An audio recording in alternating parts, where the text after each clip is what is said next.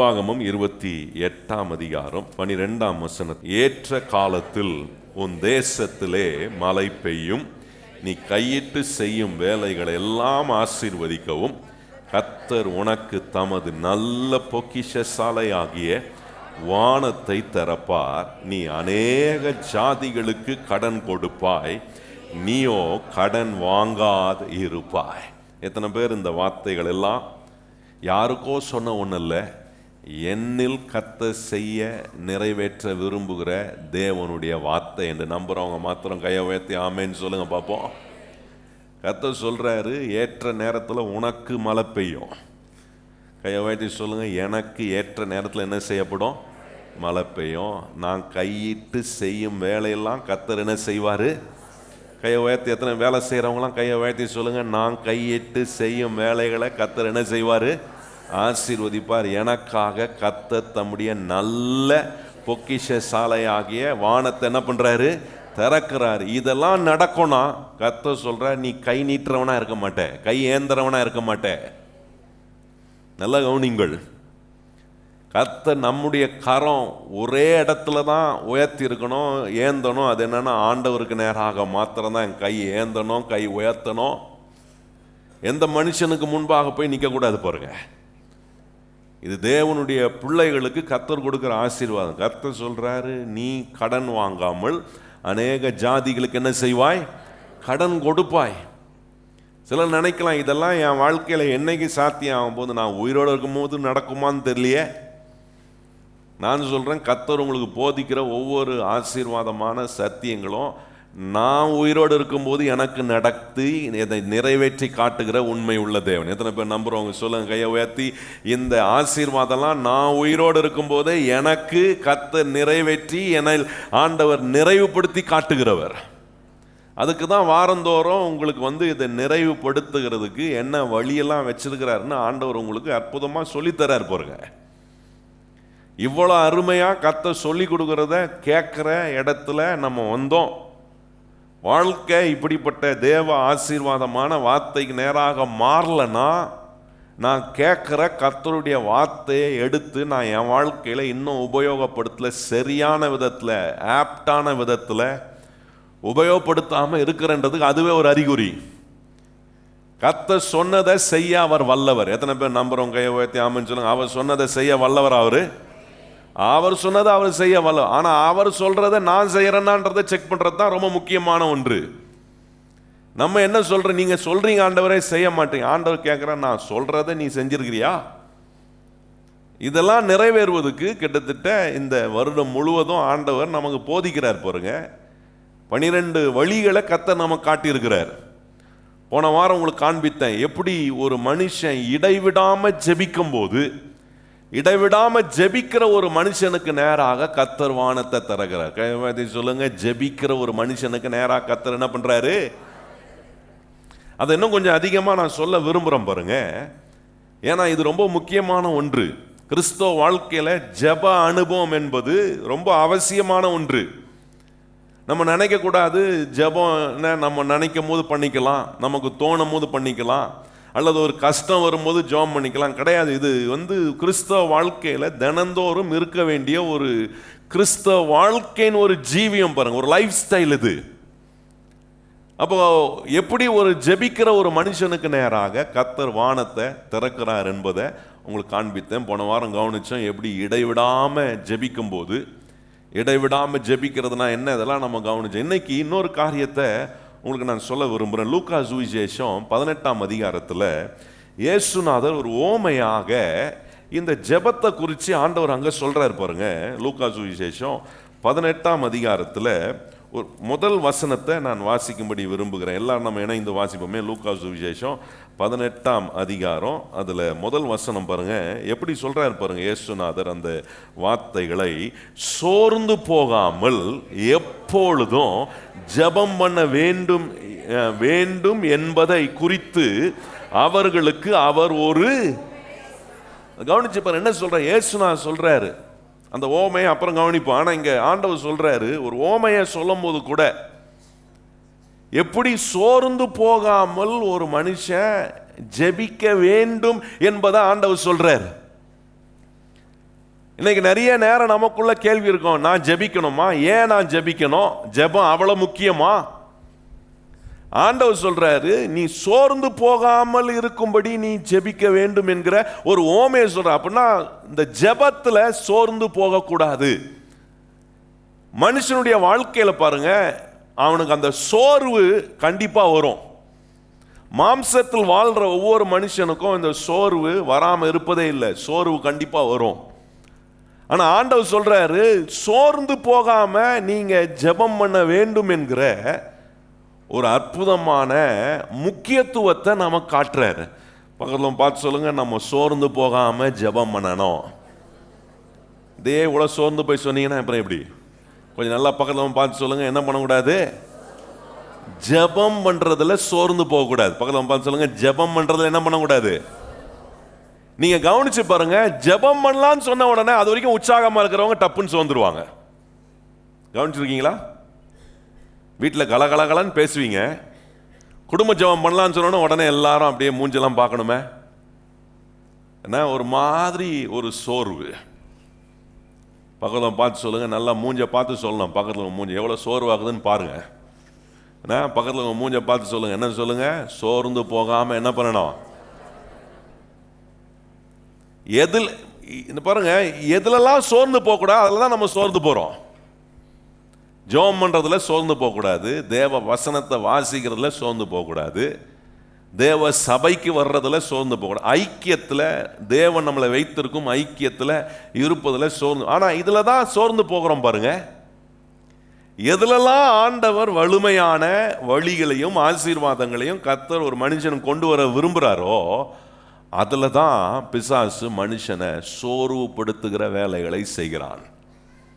இப்போ இன்னைக்கு ஆண்டவர் சொல்றாரு, சோர்ந்து போகாம ஜெபம் பண்ணுவதை குறித்து ஒரு ஓமையை இயேசுநாதர் சொன்னாராம். நீங்க கவனிக்கணும். அதை ஒரு விதவையை குறித்து சொல்றாரு. ஒரு அநீதி உள்ள நீதிபதி கிட்ட போய் தனக்கு நீதி கிடைக்க வேண்டும் என்று அவ கேட்கிறா. ஆனா அவன் சொல்றான், நான் ஒரு கர்த்தருக்கு பயப்படுற மனுஷன் கிடையாது, நான் மனுஷன் மேல அக்கறை உள்ள ஒரு மனுஷனும் கிடையாது. இப்படிப்பட்ட ஒரு ஓமைக்கு ஆண்டவர் சொல்ற ஒரு காரியம் பாருங்க. இப்படிப்பட்ட ஒரு சகோதரி போய் நீதி கிடைக்காத இடத்துல நீதி கிடைக்க வேண்டும் என்று கேட்க வேண்டிய ஒரு காரியம் அவ செய்யும் போது எவ்வளவு சோறு வரும் கொஞ்சம் யோசித்து பாருங்க. ஆண்டவர் சொல்றாரு, நீ அப்படிப்பட்ட நேரத்தில் கூட சோர்ந்து போகாம ஜெபம் பண்ணணும். ஏன்னா நான் ஜெபிக்கிறவர் எனக்கு நீதியை செய்ய அவர் வல்லவராய், விளைவுகளை பதிலை கொடுக்கக்கூடிய வல்லமை உள்ள தேவனாய் இருக்கிறார் பாருங்க.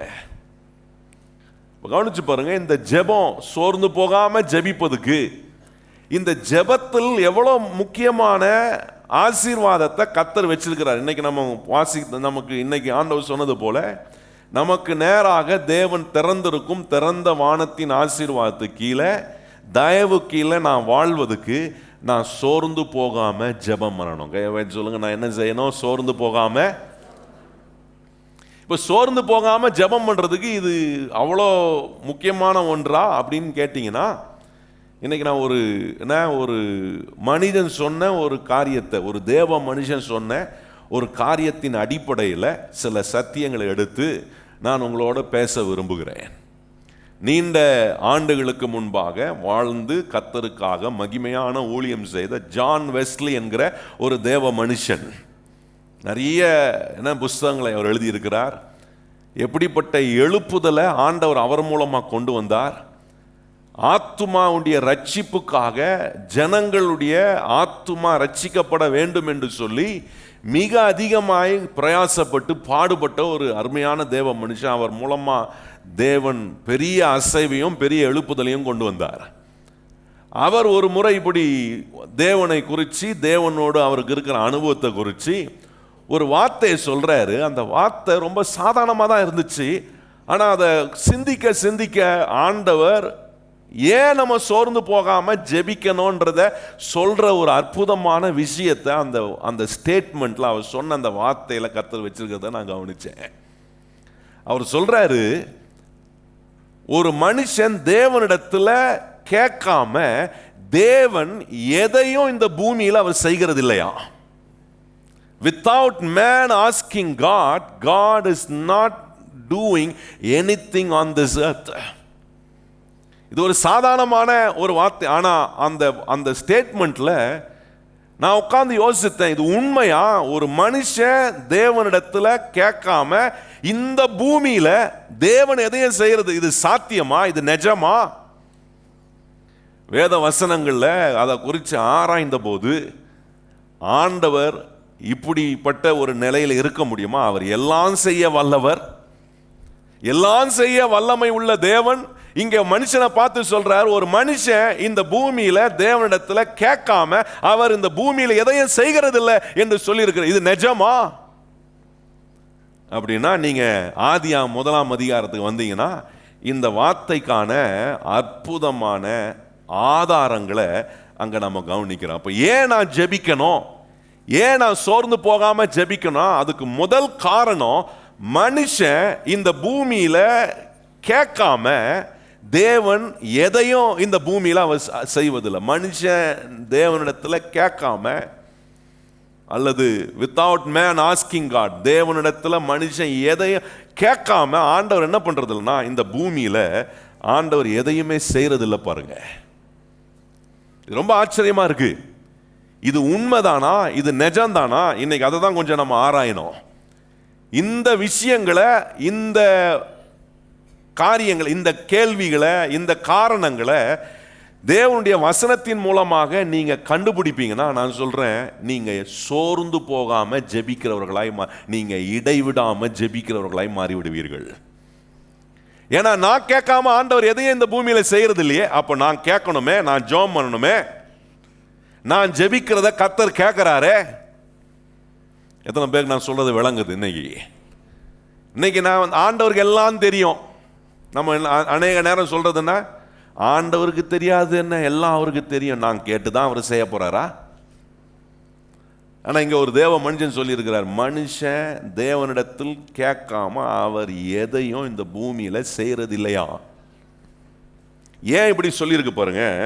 ஆண்டவர் பாருங்க, மனுஷனை உண்டாக்குறதுக்கு முன்னாடியே மனுஷனை எதற்காக உண்டாக்கினாரு, என்ன நோக்கத்துக்காக உண்டாக்கினாருன்றத ரொம்ப அற்புதமா சொல்றாரு பாருங்க. 26ஆம் வசனத்தை நம்ம வாசிக்கும் போது, ஆதியாகமம் 1ஆம் அதிகாரம் 26ஆம் வசனத்தை நம்ம எல்லாரும் வாசிப்போமா? பின்பு தேவன் நமது சாயலாகவும் நமது ரூபத்தின்படியாகவும் மனுஷனை உண்டாக்குவோமாக, அவர்கள் சமுத்திரத்தின் மச்சங்களையும் ஆகாயத்து பறவைகளையும் மிருக ஜீவன்களையும் பூமி அனைத்தையும் பூமியின் மேல் ஊறும் சகல பிராணிகளையும் ஆள கடவார்கள் என்றார். நல்லா கவனித்து பாருங்கள். இப்ப மனுஷனை ஆண்டவர் உண்டாக்குறதுக்கு முன்னாடியே ஆண்டவர் ஏற்கனவே ஒரு திட்டம் வச்சிருக்கிறார். என்ன திட்டம் வச்சிருக்கிறார்னா, ஆண்டவர் சொல்றாரு, அவர்கள் ஆள கடவர்கள், மனுஷன் ஆளணும், லெட் தம் ரூல். எங்க ரூல் பண்ணுன்றாரு? தேவன் உண்டு பண்ணின பூமியை மனுஷன் ஆளணும்னு சொல்லி ஆண்டவர் அவனுக்கு ஆளுகையை கர்த்தர் கொடுத்து வைத்திருப்பதனால இப்ப ஆண்டவர் பூமியை உண்டாக்கிட்டு பூமியை கொண்டு வந்து மனுஷன் கையில கொடுத்துட்டு மனுஷனை பார்த்து சொல்ற, நீ ஆளணும்பா. அப்ப இந்த ஸ்டேட்மெண்ட் எவ்வளவு உண்மையா இருக்கு பாருங்க. மனுஷன் எதையும் கேட்காம தேவன் பூமியில எதையும் செய்வதில்லை. அவரால் எல்லாம் செய்ய முடியும். ஆனாலும் என்னைக்கு மனுஷன் கையில பூமியை கொடுத்தாரோ, அவனை ஆளும்படி என்னைக்கு நியமித்தாரோ, இப்போ ஒரு காரியத்தை ஆண்டவர் செய்ய விரும்புறாரு. அவர் சொல்றாரு, இனி உனக்கு ஏதாவது நடக்கணும்னா நீ என்னிடத்துல கேட்கும் போது, நீ எனக்கு சொல்லும் போது அதை நான் செய்யக்கூடிய தேவனா, இந்த பூமியில அதை செய்யக்கூடிய தேவனா இருக்கிறேன். பாருங்க, ஆண்டவர் இந்த அற்புதமான பூமியை உண்டாக்கிட்டு மனுஷனை உண்டாக்குறதுக்கு முன்னாடி மனுஷனுக்கு தேவையான எல்லாத்தையும் இந்த பூமியில கர்த்தர் உண்டாக்கிட்டு கடைசியா மனுஷனை உண்டாக்கி மனுஷன் கையில கொண்டு போய் மனுஷனுக்காக உண்டாக்கின பூமியை கொடுக்கிறாரு. கொடுக்கும் போதே தெரியும், இந்த மனுஷன் கையில் நான் கொடுக்குற இந்த பூமியை அவன் பாவம் செய்து அவன் இழந்து போவான், அவனுக்கு நான் கொடுத்த அவனை ஆளும்படி வச்சிருக்கிறேன், அந்த ஆளுகையை பிசாசு கையில் அவன் கொடுத்து விடுவான்னு ஆண்டவருக்கு ஏற்கனவே தெரியும். தெரிந்திருந்தோம் அந்த பூமி அவன் கையிலேருந்து பிடுங்கல. பாருங்க, இதான் ஆண்டவருடைய செயல். ஆண்டவருக்கு தெரியும். அப்ப நம்ம கேட்கலாம், ஆண்டவர் தடுத்து இருக்கலாமே, ஏன் ஆண்டவர் தடுக்காம போனாரு? நிறைய நேரம் பாருங்க, நம்முடைய வாழ்க்கையில தேவனுக்கு ஐடியா கொடுக்கறது தான் நம்ம ரொம்ப முக்கியத்துவமா இருக்கிறோம். நிறைய நேரம் ஆண்டவரே நீர் இப்படி செஞ்சிருக்கணும், ஆண்டவரே நீர் அப்படி பண்ணியிருக்கணும், ஆண்டவரே நீர் எனக்கு இப்படி இந்த காரியத்தை ஆண்டவர் சொல்றாரு, நீ முதல்ல எனக்கு ஐடியா கொடுக்கறத நிறுத்து. நான் உனக்கு சொன்னதை, என் வார்த்தை உனக்கு சொல்றதை நீ கரெக்டா செஞ்சு அதன்படி வாழ்றதுக்கு கவனம் வைப்போமானால் நான் சொல்லுகிறேன், நிச்சயமாகவே கர்த்தர் எனக்கு நேராக வானத்தின் பல கதவுகளை திறந்து என்னை ஆசீர்வதிக்கிற தேவன். எவ்வளவு ஐடியா கொடுக்குறோம் பாருங்க. நீங்க கவனிச்சு பாருங்க, நிறைய நேரம் பிரச்சனைகளுக்கு ஐடியா நிறைய கொடுப்போம். ஆனா அவங்களுக்குன்னு ஒரு பிரச்சனை வந்தா அவங்க சொன்ன ஐடியாவை தங்களுடைய வாழ்க்கையில் அவங்க என்ன பண்ணுவதில்லை, உபயோகப்படுத்துவது. இதே பாணியை தான் ஆண்டவர்கிட்டையும் வரும். ஆண்டவர் நமக்கு ஒரு காரியத்தை செய்ய சொல்லும் போது ஆண்டவர் வானத்தை திறப்பதுக்கான வழிகளை நமக்கு சொல்லும். ஆண்டவருக்கு அந்த ஐடியா கொடுக்குற ஐடியா மன்னர்கள் நம்ம. சொல்றது விளங்குதா உங்களுக்கு? ஆண்டவருக்கு ஐடியா கொடுக்குற ஐடியா மன்னர்களை பார்த்து கர்த்தர் கேட்பாரு, நான் வானத்தை உண்டாக்கணும் போது நீ எங்கப்பா இருந்த? நான் நட்சத்திரங்களை உண்டாக்கும் போது நீ எங்க இருந்த? சமுத்திரத்தை உண்டாக்கும் போது நீ எங்க இருந்த? பூமியை நான் உண்டாக்கும் போது எங்கப்பா இருந்த? ஆண்டவர் கேட்கிற, இதெல்லாம் நான் உண்டாக்கும் போது நீ எங்க இருந்தாய்? ஆண்டவருக்கு ஐடியா கொடுக்கறத நிறுத்திட்டு தேவன் சொல்றத நான் செய்யணும். கையவேதி சொல்லுங்க, ஆண்டவரே நீ சொல்றத செய்யறதுல தான் நான் கவனம் வைக்கணும் ஒழிய ஆண்டவருக்கு என்ன பண்ணக்கூடாது. நம்முடைய ஐடியாலாம் அவருக்கு தேவையில்லை, அவருடைய ஐடியா தான் எனக்கு வேணும். கையவேதி சொல்லுங்க, ஆண்டவரே உம்முடைய ஐடியா தான் எனக்கு வேணும். ஆண்டவரே நான் உமக்கு ஐடியா கொடுக்கறத நிறுத்துறேன்.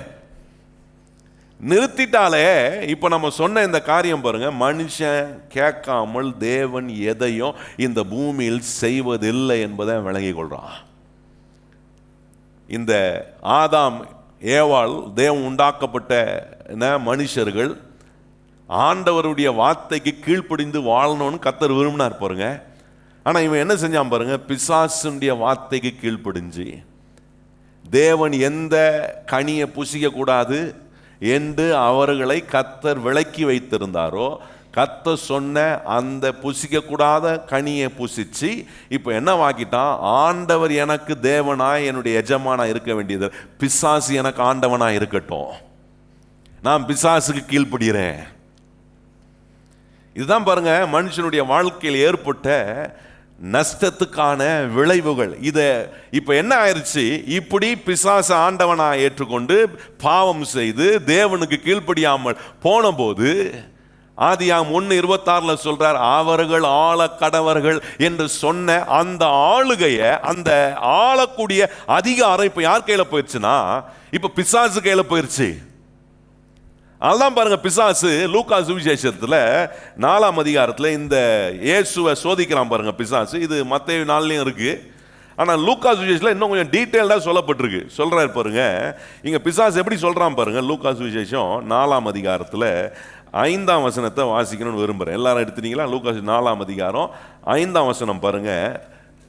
எப்படி பேசலாம் பாருங்க பிசாசு. பின்பு பிசாசு அவரை உயர்ந்த மலையின் மேல கொண்டு போய் உலகத்தின் சகல ராஜ்யத்தையும் ஒரு நிமிஷத்திலே அவருக்கு காண்பித்து, இவைகள் எல்லாவற்றின் மேலுள்ள அதிகாரமும் இவைகளின் மகிமையும் உமக்கு தருவேன், இவைகள் எனக்கு ஒப்பு கொடுக்கப்பட்டிருக்கிறது, எனக்கு இஷ்டமானவனுக்கு இவைகளை, அந்த வார்த்தை கவனிக்கணும், இவைகள் எனக்கு ஒப்புவிக்கப்பட்டிருக்கிறது.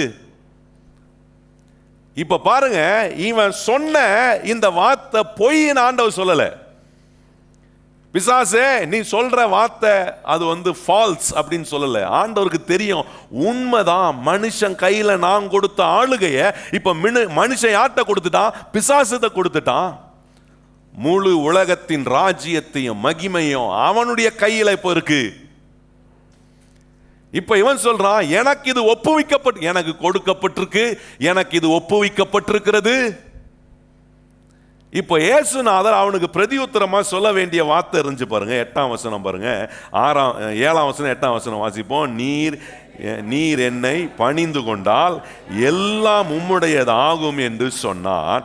இயேசு அவனுக்கு பிரதியுத்தரமாக, எனக்கு பின்னாக போ சாத்தானே, உன் தேவனாகிய கர்த்தரை பணிந்து கொண்டு அவர் ஒருவருக்கே ஆராதனை செய்வாயாக என்று எழுதியிருக்கிற எழுதி இருக்கிறதே என்றார். நல்லா கவனிச்சு பாருங்க. இப்போ இந்த வார்த்தை இயேசுநாதர் அவனுக்கு ரிப்ளையா கொடுத்ததுக்கு காரணம் அவன் சொன்னது உண்மைதான்.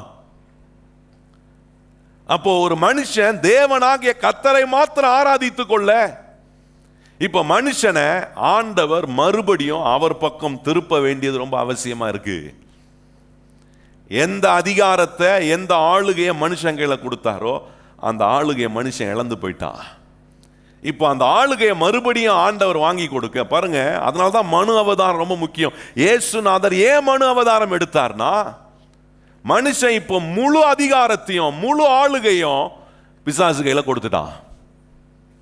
இப்போ அதை அவன் கையிலேருந்து லீகலா வாங்கணும்னா, நல்லா கவனிச்சு பாருங்க, இயேசுநாதர் ஒரு மனுஷனா வரணும். அந்த மனுஷனா வரும்போது கூட பாவம் இல்லாத ஒரு மனுஷனா வரணும். பிசாசு ஆள முடியாத ஒரு ஆளாக வரணும்.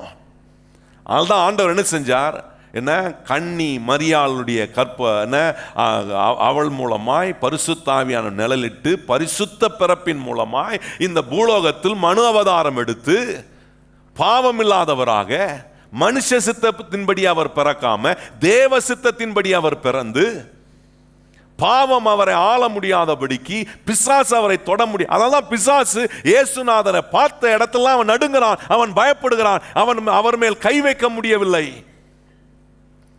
இப்போ பாவம் இல்லாத இந்த இயேசுநாதர் மனு அவதாரம் எடுத்து வந்து மனுஷனுக்காக சிலுவையில் மரித்து பாதாளத்துக்கு சென்று 3 நாள் பாதாளத்தில் அவர் வெற்றி சிறந்து அவர் உயிர்த்தெழுந்து இன்றைக்கு பிதாவின் வலது பாஷ்யத்தில் வீட்டிலிருந்து நமக்காக பரிந்து பேசுகிற மனுஷகுமாரனாய் அவர் இன்னும் வேலை செய்து கொண்டிருக்கிறார். பாருங்க, நல்லா கவனிக்கணும். ஏன் நான் ஜெபிக்கணும்னா, எனக்காக ஜெபிக்கிற ஒரு தேவன் இருக்கிறாரே, எனக்காக பரிந்து பேசுகிற ஒரு கர்த்தர் இருக்கிறாரே.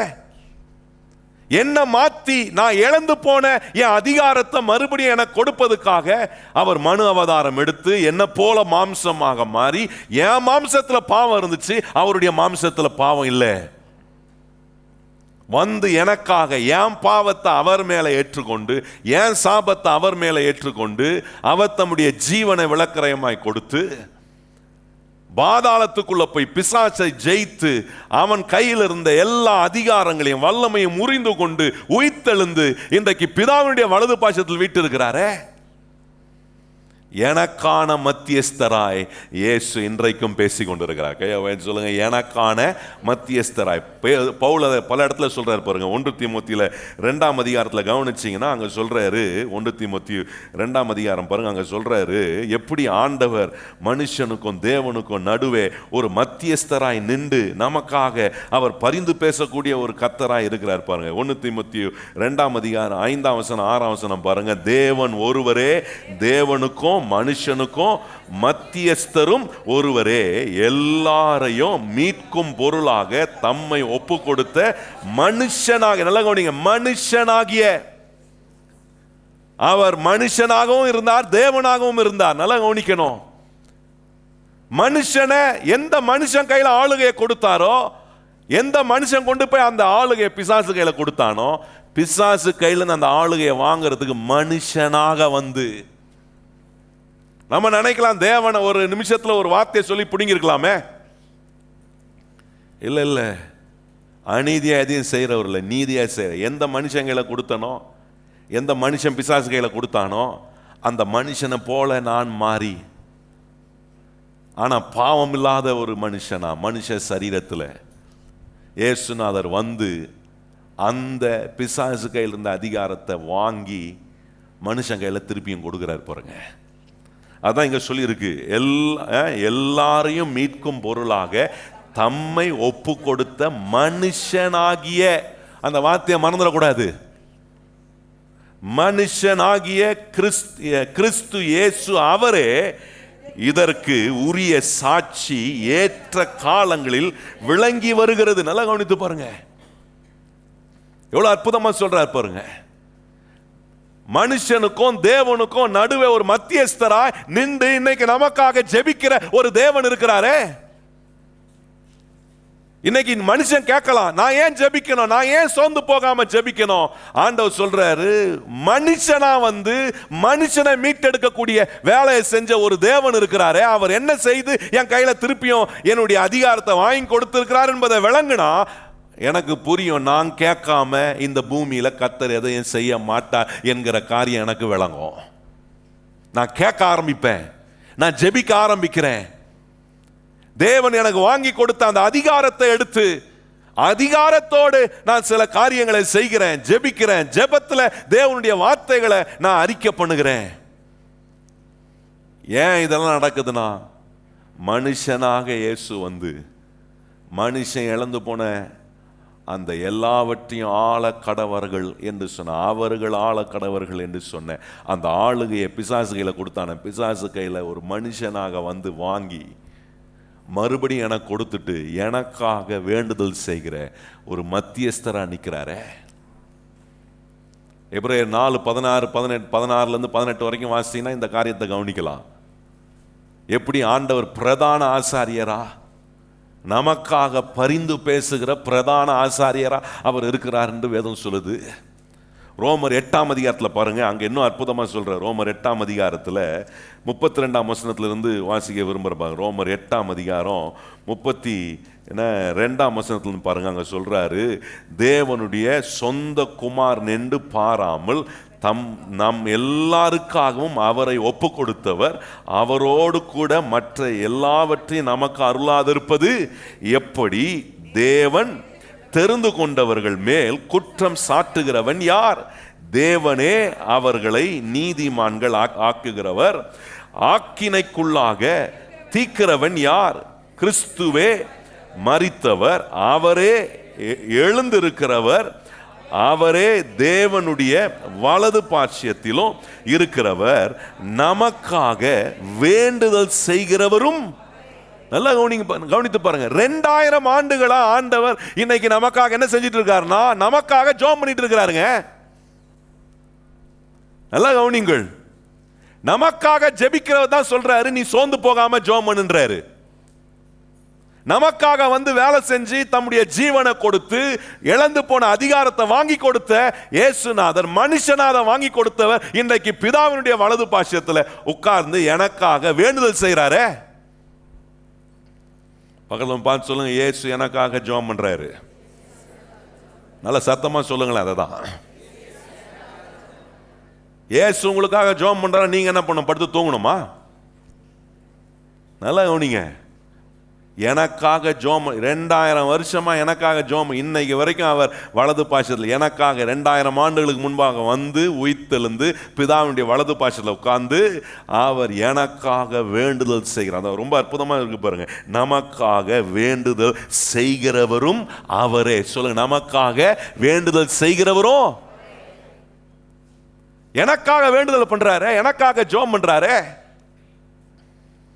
நான் ஏன் ஜெபம் பண்ணணும்னா, கர்த்தர் சொல்றாரு, இப்போ உன்னை எல்லாவற்றையும் ஆளக்கூடியவனா இந்த பூமியில வச்சிருக்கிறேனே, நீ கேட்காம நான் எதையும் செய்ய மாட்டேன் பண்றாரு.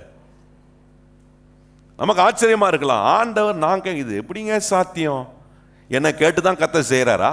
இல்ல நான் கேட்கறது தான் கர்த்தர் செய்யறாரா? அவர் நினைக்கிறது செய்ய மாட்டாரா?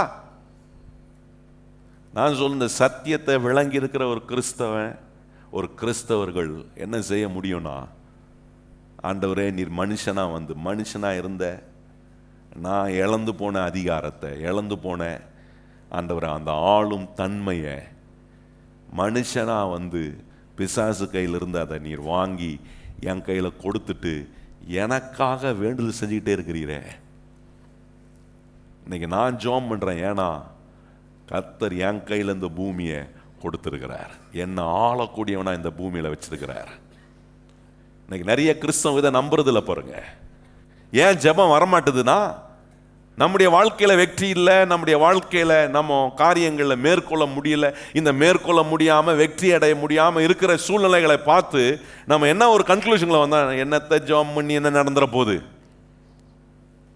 கர்த்தர் சொல்றாரு, நீ இந்த பூமியில கேட்காம நான் எதையும் இந்த பூமியில என்ன பண்ணுவதில்லை, செய்வதில்லை. யோசித்து பார்க்குறேன், இந்த ஜான் வெஸ்லி எவ்வளோ பெரிய தேவ மனுஷன், எவ்வளோ சாதாரணமாக அந்த வார்த்தையை சொல்லிட்டு போயிட்டா இருப்பாருங்க. ஆனால் அந்த வார்த்தைக்கு பின்னாடி எவ்வளோ ஆழமான அர்த்தத்தை அவர் விளங்கியிருந்தா, அதை அனுபவித்திருந்தா இப்படி சொல்லியிருப்பார். நான் கேட்காம இந்த பூமியில் என் ஆண்டவர் எதையும் செய்வதில்லை என்பதை நம்பினாரே அவரு. அப்படிப்பட்ட விதங்களில் நம்பி ஜெபித்து ஆண்டவருக்காக ஊழியம் செய்து பெரிய எழுப்புதல்களை கொண்டு வரக்கூடிய ஒரு கருவியாய் தேவன் அந்த மனுஷனை பயன்படுத்தினாரே.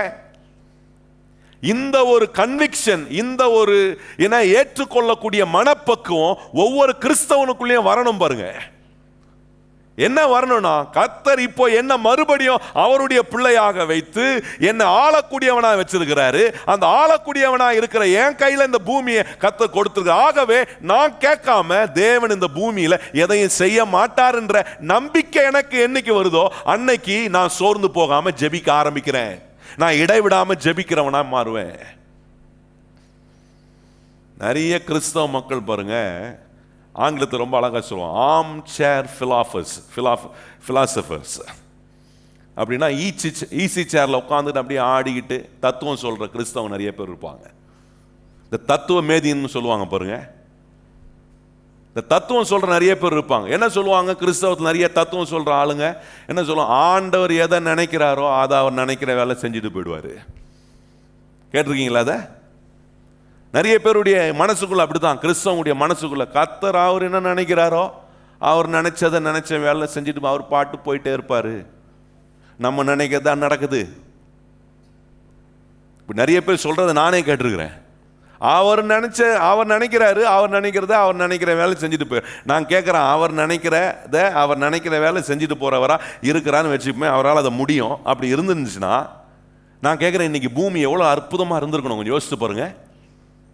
சரி, பூமியை விட்டு தள்ளுங்க, ஒரு கிறிஸ்தவன் எவ்வளவு அற்புதமா இருந்திருக்கணும் கொஞ்சம் யோசிச்சு பாருங்க. ஒரு கிறிஸ்தவன் எவ்வளவு வெற்றிகரமா இருந்திருக்கணும் யோசிச்சு பாருங்க. இன்னைக்கு வெற்றிகரமா இல்லாம தோத்து கொண்டு குழம்பிக் கொண்டு இருக்கிற, குழப்பத்தில் வாழ்கிற கிறிஸ்தவர்கள் அநேகர் இருக்கிறார்களே. ஆண்டவர் அவர் நினைக்கிறத அவர் நினைச்ச வேலை செஞ்சுட்டு போறவர் இருந்தா அட்லீஸ்ட் ஒரு கிறிஸ்தவ வாழ்க்கையா நல்லா இருந்திருக்கணுமே. நல்லா கவனிங்கள். அதுதான் ஆண்டவர் சொல்றாரு, நான் நினைக்கிற வேலை செஞ்சுட்டு போறவர்ல அதை என்னால் செய்ய முடியும். ஆனால் உன் கையில் ஆள்ற அதிகாரத்தை கொடுத்துட்டு இந்த பூமியில் உன்னை வச்சிருக்கிறேன். எதற்காக தெரியுமா? நீ கேட்கிறத நான் செய்கிற தேவனாய் இருக்கிறேன் என்பதை நீ விளங்கி கொண்டு நீ சோர்ந்து போகாம என் சமூகத்தில் வந்து நீ உன்னுடைய விண்ணப்பங்களை வைப்பா. நல்லா கவனிங்கள். சில கிறிஸ்தவங்க என்னன்னா, போனால் போகட்டும் போடா, எவனோ ஒருத்தன் பாடிட்டு போயிட்டான். யாரோ ஒருத்தவங்க பாடினாங்க, யாருன்னு எனக்கு தெரியல, யாரோ ஒருத்தவங்க பாடினவங்க கூட சந்தோஷமா பாடலப்பா, அழுதுகிட்டே தான் பாடினாங்க. இன்னைக்கு நிறைய பேருக்கு சினிமா டயலாக்கும் சினிமா பாட்டும் தான் என்ன நம்ம மனசுல போய் ஸ்ட்ராங்கா உட்கார்ந்துருக்கு.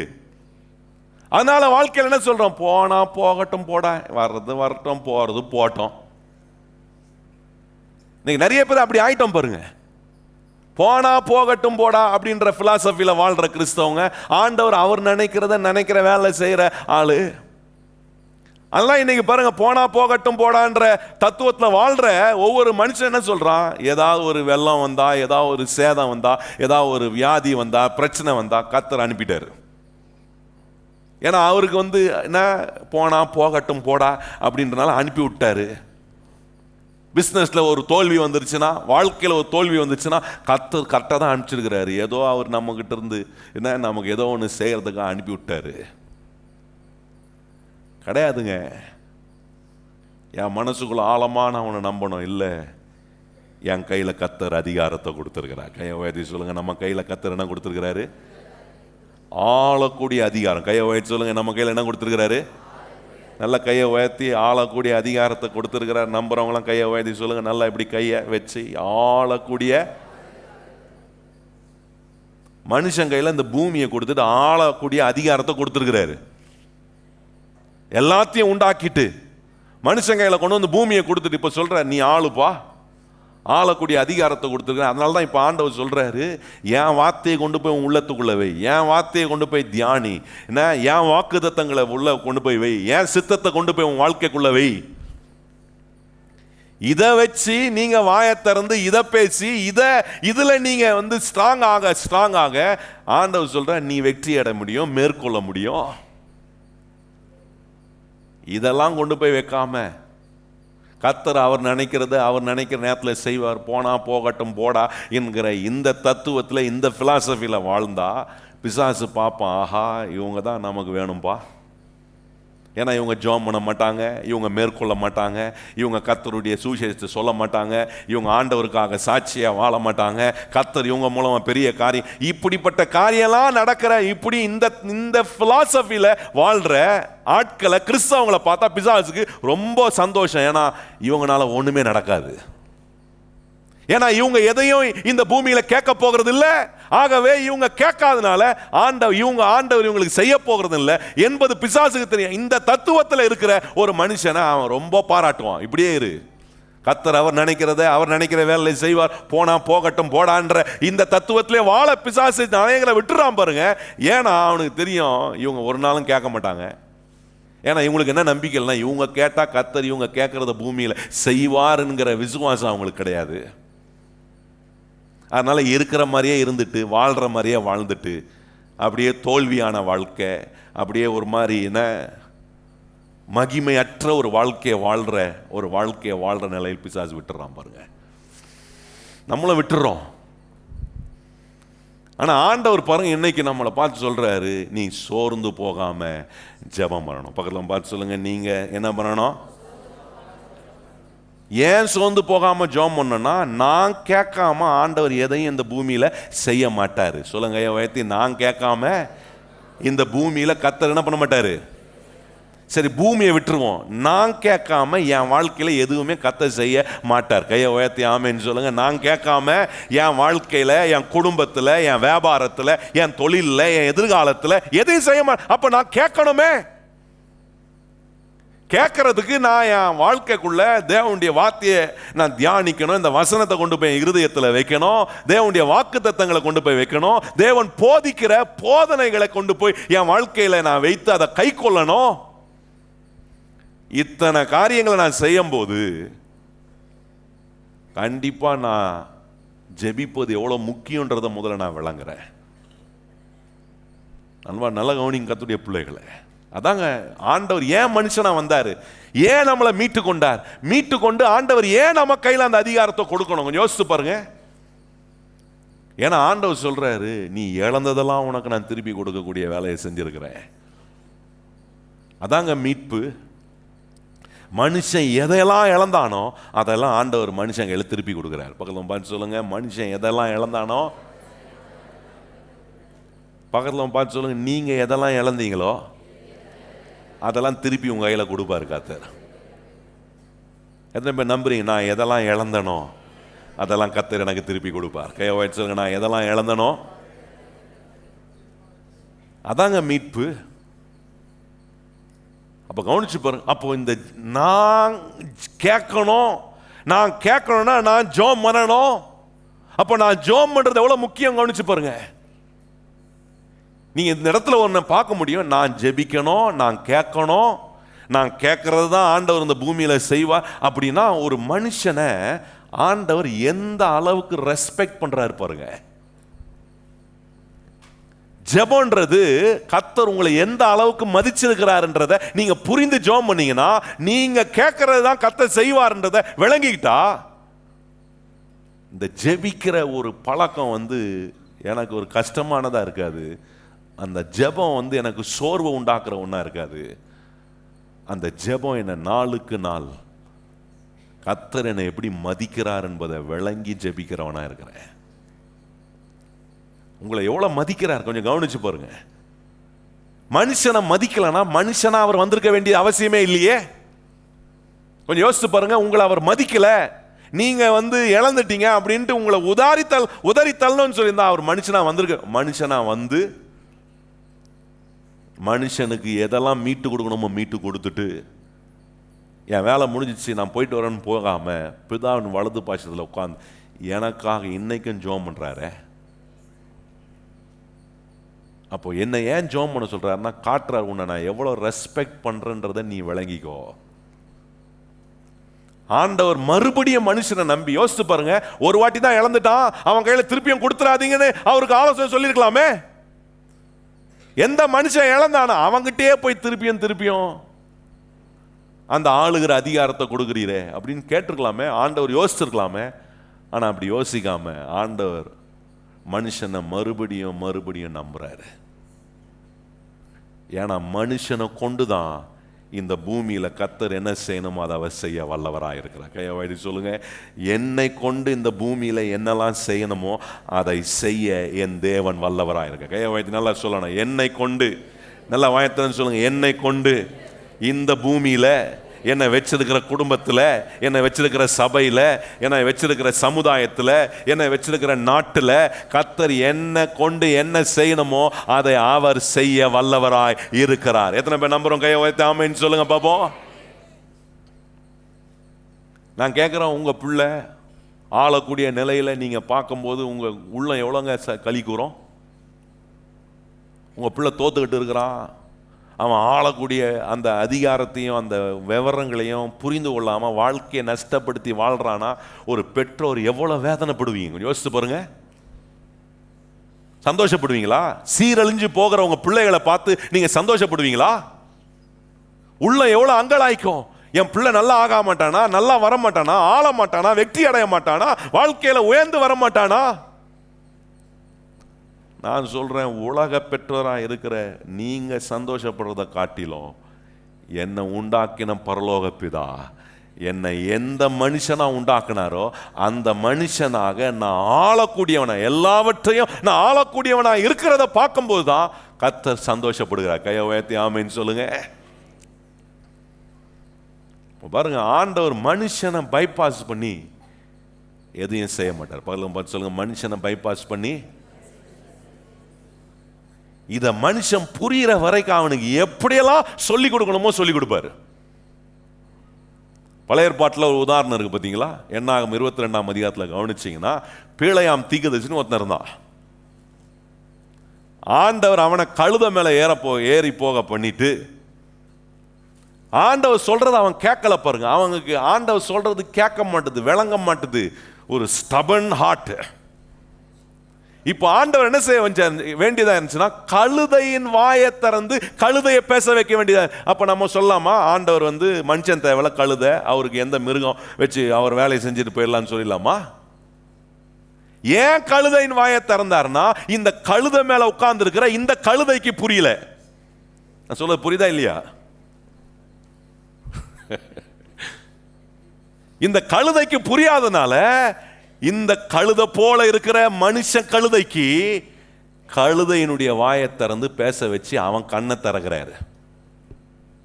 அல்டிமேட்லி ஆண்டவர் பாருங்க, இந்த கழுதையை பேச வச்சதுக்கு எதுக்குன்னா, இந்த மனுஷனுடைய கண்ணை திறந்து இந்த மனுஷனை கொண்டு என்ன செய்யணுமோ அதை செய்வதற்காக தான் ஆண்டவர் அவனோட பேசுறாரு. இவன் எங்க புறப்பட்டு போறான்? பாலாக் ராஜா காசு கொடுத்து வாங்கி இஸ்ரவேல் ஜனங்களை சபிக்கிறதுக்காக இவர் ஆயத்தமாய் போற. ஆலாக் ராஜா பலிபீடத்தை ஏற்படுத்தி உயர்ந்த மலையில, ஏன்னா அங்கே சொல்லியிருக்கு, ஏன்னா 7 பலிபீடங்களை ஏற்படுத்தி 7 காளைகளை அதில் பலியிட்டு இப்போ என்ன சொல்றாரு, இந்த ஜனங்களை சபிக்கும்படி சொல்றான். சபிக்கும்படி ஹயர் பண்ணி போன இந்த ப்ராஃபிட், இந்த தீர்க்கதரிசி இப்போ போய் நின்று அங்க போய் சபிக்கிறாரு. வாயை திறந்தா சாபம் வரமாட்டுது, என்ன வருது? ஆசீர்வாதமான வார்த்தை வருது. என்ன சொல்றாரு? கர்த்தர் ஆசீர்வதித்தவர்களை நான் எப்படி, கவனிச்சு பாருங்க. இதுக்கு தான் வாயை திறந்தார், இதுக்கு தான் அவனுடைய கண்ணை திறந்தார். நல்லா நீங்க விளங்கிக்கணும். வேத வல்லுநர்கள் சொல்லுகிறார்கள், இவன் போய் மலையின் உச்சியில் நின்று பார்க்கும்போது இஸ்ரவேல் ஜனங்கள் அவங்க எப்போ எங்க தாபரித்தாலும் எங்க தங்கினாலும் அவங்க கோத்திரமா உட்காருவாங்களாம். 12 கோத்திரம் இருக்கு பாருங்க. அந்த 12 கோத்திரம் எப்படி உட்காரணும், அதுக்கு உண்டான டிசைன்ல, அதுக்கு உண்டான பொசிஷன்ல அவங்க உட்காருவாங்களாம். ஆகவே இந்த பிலேயாம் தீர்க்கதரிசி இந்த மலையின் உச்சியின் மேல போய் நின்று பார்க்கும்போது அந்த 12 கோத்திரம் உட்கார்ந்து இருக்கிற தோற்றம் எப்படி இருந்துச்சுன்னா, ஒரு சிலுவைக்கான அடையாளமா இருந்துச்சா. எப்படி ஆண்டவர் வச்சிருந்தாரு பாருங்க இஸ்ரவேல் ஜனங்களை. அவங்கள உட்கார வைக்கிறதும், அவங்கள கோத்திரமாய் பிரித்து அவங்கள நடத்தி வந்த விதங்கள் தூரத்திலிருந்து பார்த்தா எப்படி இருக்குன்னா, இன்னைக்கு பாருங்க நிறைய கேமராலாம் வந்துருச்சு, ஈகிள் வியூலாம் சொல்றாங்க. இங்கே உட்காந்துக்கிட்டு இப்போ அப்படியே ஒரு கேமரா பறக்குது, டோன் கேமரான்றாங்க பாருங்க. அது பறக்குது, பறந்து மேலே இருக்கிற காரியங்கள்லாம் வியூ எடுக்குது. இன்னைக்கு தான் மனுஷனுக்கு அறிவு மேலே இருக்கிறதெல்லாம் எடுக்கணும், பிக்சர் எடுக்கணும்லாம் வந்திருக்கு. ஆனால் அன்னைக்கு ஆண்டவர் தீர்க்கதரிசியை மேலே கொண்டு போய் நிற்க வச்சு, பாரு என் சிலுவையை பாரு, இஸ்ரவேல் ஜனங்களை எப்படி வச்சிருக்க, சிலுவைக்கான ஒரு அடையாளமாக வச்சிருக்கிறேன்னு காட்டினார். யார? இந்த கழுதை இல்லை, இந்த மனுஷனை ஆண்டவர் பூமியில் எதை செய்யணுமோ அதை செய்வதற்கான வேலையை செய்யக்கூடிய ஒரு தீர்க்கதரிசியாக எடுத்து பயன்படுத்தினார். ஆண்டவர் சொல்லிட்டார், நான் சொல்றதை தவிர நீ வேற எதையும் உன் வாயத்தை என்ன பண்ணக்கூடாது, சொல்லக்கூடாதுன்னு அவனுக்கு கட்டளையிட்டார் பாருங்க. நல்லா கவனித்துக் கொள்ளுங்கள். இப்போ நம்ம இங்கே கவனிக்க வேண்டிய விஷயம்னா, ஆண்டவரே நிறைய பேருக்கு என்னன்னா, நான் இயேசுக்காக கழுதையா இருக்கிறேன், உடனே ஆமே நல்ல இல்லையோ கழுதையா இருக்கிறதுக்கு அவங்கள கூப்பிட்டாரு. நல்லா கவனிங்க. மனுஷனா, தேவன் உண்டாக்குன மனுஷனா, ஆண்டவர் சொல்றார், மனுஷனை நம்முடைய சாயலும் நம்முடைய ரூபத்திலும் உண்டாக்குவோமாக என்று சொல்லிட்டு அவனை எப்படிப்பட்ட ஒரு மனுஷனா உண்டாக்குனார், எல்லாத்தையும் ஆளக்கூடியவனா வைத்திருந்தார். அதான் மனுஷனை தேவன் உண்டாக்கின விதம். அந்த ஆளக்கூடிய நிலையில நான் என் வாயை திறந்து நான் கேட்கறத தான் கர்த்தர் இந்த பூமியில செய்வாருங்கிற ஒரு தேவனுடைய பிள்ளையா எனக்கு அந்த உணர்வு இல்லாம, ஆண்டவரே நான் ஒரு கழுதையா இருந்துட்டு போயிடுறேன் ஆண்டவரே. சில சொல்லுவாங்க பாருங்க, சில ஜோம் பண்றதை பார்த்து சொல்லுவாங்க, அவர் இவ்வளோ என்ன மாதிரி ஜோம் பண்ணார், ஆண்டவரே ஒரு கழுதை மாதிரி என்னை பயன்படுத்தும், என்ன ஆண்டவரே அந்த கழுதையை ஆசீர்வதிச்சிரு, அது மாதிரி என்ன ஆசீர்வதி ஆண்டவரே. இப்படிலாம் ஜெபம் பண்றவங்கள பார்த்தோம் நம்ம நினைப்போம், அப்பா என்ன தாழ்மை, என்ன அர்ப்பணிப்போ. ஆண்டவர் சொல்ற, நீ கழுதையெல்லாம் இருக்க வேண்டியதில்லை, நான் உண்டாக்குன மனுஷனா இருந்தா போதன்றாரு. சும்மா மற்றவங்க முன்னாடி நம்ம அப்படியே, ஆண்டவரே நான் உமக்காக ஒரு கழுதை, ஆண்டவரே என் மேலே ஏறும் ஆழ்ந்தவரே, நீர் அன்னைக்கு கழுதை மேலே ஏறி போன மாதிரி இந்த கழுதை மேலே ஏறி வாரம் ஆண்டவர். ஆண்டவர் சொல்றாரு, நீ கழுதை இல்லைப்பா, நான் என் சாயல்லையும் என் ரூபத்திலையும் உண்டாக்குன மனுஷன். எண்ணங்களை மாற்றணும்.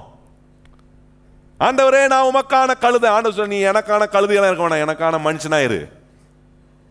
நான் உண்டாக்குன சாயலிலும் ரூபத்திலும் உண்டாக்கப்பட்ட மனுஷனாயிரு. நல்ல கவனிங்கள்.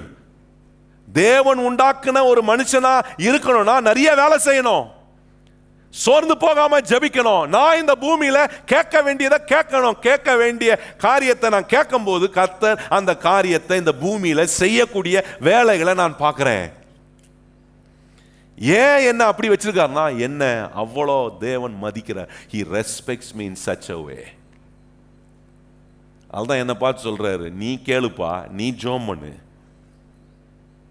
நீ என்ன கேட்குறியோ, நீ என்ன கட்டளையிடுறியோ அதை நான் அப்படியே இந்த பூமியில செய்யக்கூடிய தேவனா இருக்கிறேன். பாருங்க, நான் சொன்ன பார்த்தீங்களா, சில தத்துவத்தில் வாழ்ற கிறிஸ்தவங்க இருக்கிறாங்க.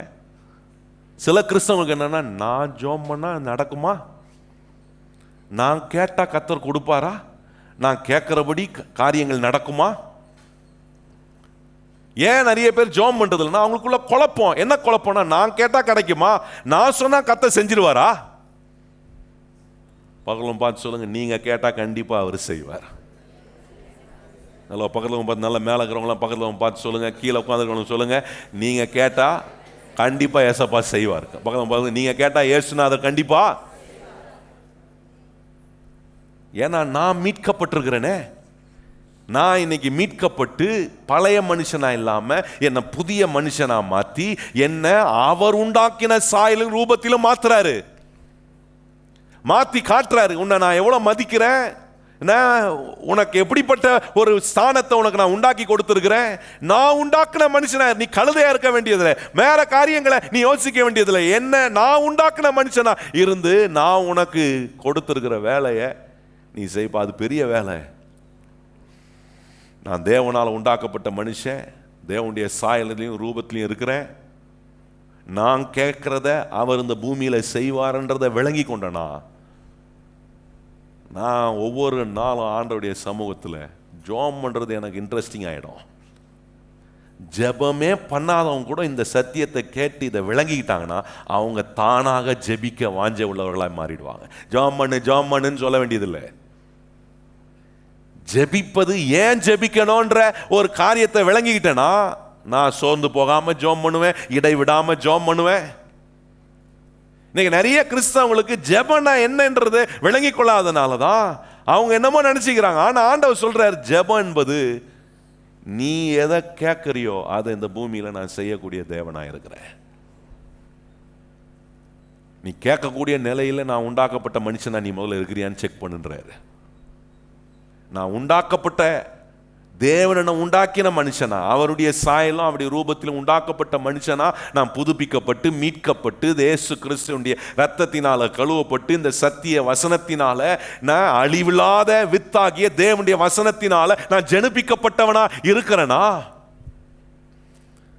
ஆண்டவர் சொல்றாரு, உன் உள்ளத்துக்குள்ள என் வார்த்தை இருக்கும், என் விருப்பம் இருக்கும், என் சித்தத்தை நீ வாஞ்சிக்கிறவனா இருப்ப. இப்படிப்பட்ட ஒரு மனுஷன் ஆண்டவர் சொல்றாரு, அவன் என்ன கேட்கிறானோ அதை பூமியில கர்த்தர் செய்யக்கூடியவராக இருக்கிறார். ஏன் நிறைய பேர் ஜெபம் பண்றது இல்லை? ஏன்னா அவங்களுக்குள்ள குழப்பம். நான் சொன்ன மாதிரி, நான் ஜெபம் பண்ணா கர்த்தர் கேட்பாரா, நான் கேட்கறத கர்த்தர் செய்ய போறாரா? பாருங்க, ஒரு வசனத்தை வாசிக்க விரும்புகிறோம். பாருங்க, மத்தேயு சுவிசேஷம் வாங்க, மத்தேயு சுவிசேஷம் 18ஆம் அதிகாரம். மத்தேயு சுவிசேஷம் 18ஆம் அதிகாரத்தில் இங்கே என்ன மாதிரி ஆண்டவர் சொல்றாரு பாருங்க. 18ஆம் அதிகாரம் 18ஆம் வசனம் வாசிப்போமா எல்லாரும்? நான் கேட்டா கர்த்தர் செய்வாரா? கண்டிப்பா செய்வார். பக்கத்தில் பார்த்து சொல்லுங்க, நீங்க கேட்டா கண்டிப்பா. ஏன்னா நீங்க அவருடைய பிள்ளைங்க. நம்ம ஒரு அநாதை கிடையாது, நம்ம ஒரு அந்நியர்கள் கிடையாது. நான் இயேசுவின் இரத்தத்தினால மீட்டெடுக்கப்பட்ட இயேசு கிறிஸ்துவுக்கான சொந்த பிள்ளை. கையை சொல்லுங்க, நான் யாருடைய பிள்ளை? இயேசுவுக்கான சொந்த பிள்ளை. வாசிப்போமா? 18ஆம் வசனம் பாருங்க. அங்க சொல்றார், பூமியிலே நீங்கள் எவைகளை கட்டுவீர்களோ அவைகள் பரலோகத்தில் கட்டப்பட்டு இருக்கும். பூலோகத்திலே நீங்கள் எவைகளை கட்டவிழ்ப்பீர்களோ அவைகள் பரலோகத்தில் கட்டவிழ்க்கப்பட்டு இருக்கும் என்று மெய்யாகவே உங்களுக்கு. இங்க கவனிக்க வேண்டிய வார்த்தை பூமியில. நல்லா கவனிங்க அந்த வார்த்தை. அதான் சொன்ன பாருங்க. இப்போ நீங்க ஜான் வெஸ்லி அவர் சொன்னார் பாருங்க, மனுஷன் தேவனிடத்துல கேட்காம தேவன் பூமியில எதையும் செய்யறது இல்லை. இங்க இயேசுநாதன் அதே வார்த்தையை சொல்றார். பூலோகத்துல பூமியில நீங்க எதை கட்டுறீங்களோ அதை நான் பரலோகத்தில் கட்டுவேன். பூமியில எதை நீங்க கட்ட அவிழ்க்கிறீர்களோ அதை நான் பரலோகத்தில். அப்ப பூமியில நம்ம செய்ய வேண்டிய வேலை ஒன்று இருக்குன்றதை நம்ம மறந்துடக்கூடாது. அதுதான் இங்க முக்கியமா பார்க்கிறோம். பூமியில நான் என்ன செய்யணும், பூமியில என்ன நடக்கணும், என் வாழ்க்கையில நடக்கணும். ஆண்டவர் சொல்றார், நீ என்ன கேட்கறியோ அதை நான் இந்த பூமியில செய்யக்கூடிய தேவனா இருக்கிறன்றதை மறந்துடாதப்பா. கவனிச்சு பாருங்க. இப்ப ஆண்டவர் சொல்றபடி நம்முடைய வாழ்க்கையில் நடக்கணும் அப்படின்னா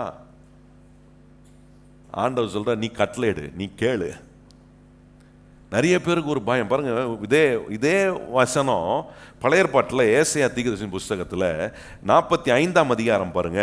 அதை கொஞ்சம் வேற மாதிரி இங்க சொல்லியிருக்கோம். ஆனா இதே வார்த்தை தான் பாருங்க, இதே காரியம் தாங்க பார்க்க முடியும். 11ஆம் வசனம் வாசிப்போமா? ஏசாயா 45ஆம் அதிகாரம் 11ஆம் வசனத்தை நம்ம எல்லாரும் வாசிக்கணும்னு விரும்புகிறேன். எல்லாரும் எடுத்துட்டீங்களா? ஏசாயா 45ஆம் அதிகாரம் 11ஆம் வசனம் வாசிப்போமா? இஸ்ரவேலின் பரிசுத்தரும் அவனை உருவாக்கினவரும் ஆகிய கர்த்தர் சொல்லுகிறதாவது, வரும் காலங்களை என்னிடத்தில் கேளுங்கள், என் பிள்ளைகளை குறித்தும், நல்லா கவனிங்க, என் பிள்ளைகளை குறித்தும் என் கரத்தின் கிரியைகளை குறித்தும் எனக்கு. நல்லா கவனிங்க, ஆண்டவர் சொல்ற, நீ எனக்கு கட்டளையிடு. நிறைய பேருக்கு ஒரு குழப்பம், ஆண்டவருக்கு நான் கட்டளையிடலாமா? Can I command God? ஆனா ஆண்டவர் சொல்ற, என் பிள்ளைகள் எனக்கு அவர்கள் கட்டளையிடும் போது ஆண்டவர் சொல்றார், நான் அதை அப்படியே செய்வேன். அதுதாங்க சொல்றாரு, நான் பூமியில எதை கேட்கிறனோ அதை தேவன் இந்த பூமியில செய்ய. நான் பூமியில எதை கட்டணும்னு சொல்றேனோ, எதை கட்டவிழ்க்கணும்னு சொல்றேனோ அதை பரலோகத்துல தேவன் கட்டவுகிறார். அப்ப நான் ஆண்டவர் சொல்றபடி நான் கட்டளையிட முடியுமா? என்ன மாதிரி பாருங்க, என்ன மாதிரி அற்புதமான தேவன் பாருங்க.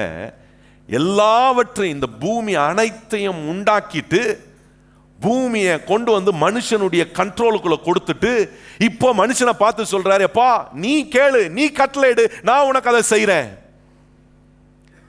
என்ன மாதிரி ஒரு அமேசிங்கான ஒரு ஆண்டவர் பாருங்க. ஆண்டவர் சொல்றார், நீ கேளு, கட்டளையிடக்கூடிய ஒரு நிலையில வச்சிருக்கிறேன். இப்ப இதில் நம்ம கவனிக்க வேண்டிய மிக முக்கியமான காரியம், நான் கட்டளையிடும் போது ஆண்டவர் சொல்றாரு, நீ கட்டளையிடும் போது ஒன்று நீ தெரிஞ்சுக்கணும், நான் என்னுடைய சித்தத்துக்கு அப்பாற்பட்டு எதையுமே நான் செய்கிற தேவன் அல்ல. இது தேவனுடைய மனுஷனாக தேவனுடைய சாயலும் ரூபத்திலும் இருக்கிற ஒரு மனுஷனுக்கு நல்லா தெரியும், நான் அவருடைய பிள்ளையா இருந்தா அவருக்கு என்ன விருப்பம், அவர் என்ன எதிர்பார்க்கிறாரு. இதை என் வாழ்க்கையில ரொம்ப அற்புதமா கைக்கொள்ளும் பாருங்க. அவருடைய விருப்பத்தை என்னுடைய விருப்பமாக்குறேன், அவருடைய சித்தத்தை என்னுடைய சித்தமாக்குறேன், அவருடைய வார்த்தையை என்னுடைய வாழ்க்கையின் ஜீவியமா நான் மாத்துறேன். அப்ப கவனிச்சு பாருங்க, ஆண்டவர் சொல்ல முதலாவது ஒரு மனுஷன் ஆண்டவர் சொல்றபடி கட்டளையிட முடியும்னா, ஆண்டவர் சொல்றாரு அவனுக்கு என்ன தெரியும்னா, ஆண்டவர் நான் எதை கேட்டாலும் ஒன்று எனக்கு தெரியணும், அவருடைய சித்தத்துக்கு அப்பாற்பட்டு அவர் என்ன பண்ணுவதில்லை, செயல்படுவதில்லை.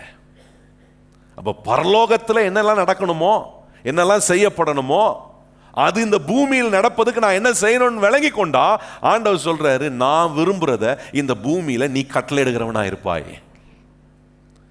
நான் இந்த பூமியில என்னெல்லாம் உன்னை கொண்டு செய்யணும்னு நினைக்கிறேனோ அதை நீ கேட்கிறவனா மாறக்கூடியவனா மாறிடுவேன்.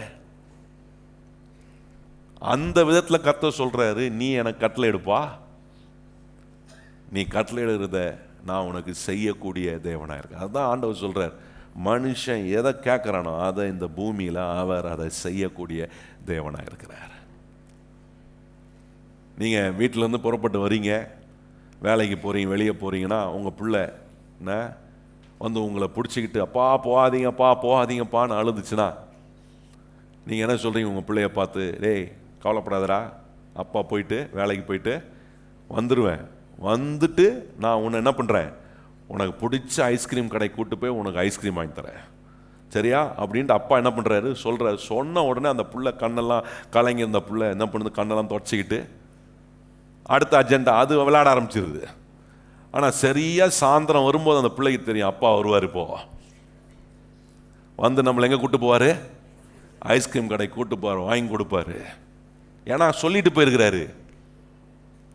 நல்லா கவனிச்சு பாருங்க, இந்த அப்பா ரிட்டர்ன் வரும்போது தெரியும், இப்போ வீட்டுக்கு போன பையன் நம்மளை முதல்ல எங்கே கூட்டு போக சொல்லுவான், ஐஸ்கிரீம் கடை கூட்டு போவான். இப்படி தெரிஞ்ச அப்பா என்ன பண்ணிருக்கணும், வரும்போது ஒரு ஐஸ்கிரீம் வாங்கிட்டு வர வேண்டியதானே, வாங்கிட்டு வர மாட்டார், வந்து பிள்ளை திருப்பியும் கேட்குற வரைக்கும் வெயிட் பண்ணுவார். அந்த பிள்ளை கரெக்டாக உள்ள பைக்கு வந்துச்சோ கார் வந்துச்சோ இல்லையோ சத்தம் கேட்டுன வாசலுக்கே வந்துடுவான். ஏன்னா அந்த தாப்பனுக்கு என்ன பார்க்குறாருன்னா, இந்த பிள்ளை எப்படி என்ன என் வார்த்தையை நம்பி மறுபடியும் வந்து என்கிட்ட கேட்குறானே, என்ன சார்ந்து இருக்கிறானே. இதே அனுபவம் தான் ஆண்டவர் பரலோக பிதா சொல்றாரு, நீ எனக்கு கட்டளையிடு, எனக்கு விருப்பமானதை நீ புரிஞ்சு கொண்டு அதை உன்னுடைய சித்தமாக்கி உன்னுடைய என்ன ஆசையாக அதை நீ கொண்டு வந்து வைத்து நீ கேட்கும் போது ஆண்டவர் சொல்றாரு, நிச்சயமா அதை அவர் அப்படியே செய்வார். கிறிஸ்தவ வாழ்க்கைன்றது சும்மா அறிபுரியா வாழ்ந்துட்டு போற வாழ்க்கையில ஜெபம், நிறைய பேர் ஜெபம் பண்றது வருவாங்க, வந்து ஆண்டவர்கிட்ட அப்படியே ஒரு லிஸ்ட் போட்டு ஆமேன் ஆண்டவர் ஆமேன் ஸ்தோத்திரம் அல்லேலூயா போயிட்டு வர வேண்டியதுதான்.